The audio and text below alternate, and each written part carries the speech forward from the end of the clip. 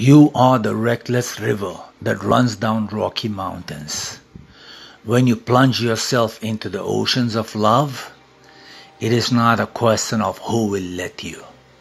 It is simply a question of who dare stop you. You are the relentless wind that blows across the deserts. When you want to tear apart the mountains in your path, it is not a question of who will let you. It is simply a question of who dare stop you. You are that indomitable spirit, that unchained melody. When you want your songs to pierce through the heavens, it is not a question of who will let you.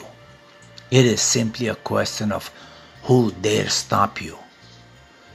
When you rage against cruelty, control and oppression, when you chew through the chains and break down the walls, it is not a question of who will let you. It is simply a question of who dare stop you. Whenever you want to stand up, speak up, run like a river, tear apart mountains, and belt out your heart's desire, it has never been a question of who will let you.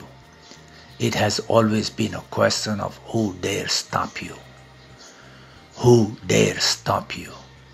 Who dare stop you? Who dare stop you?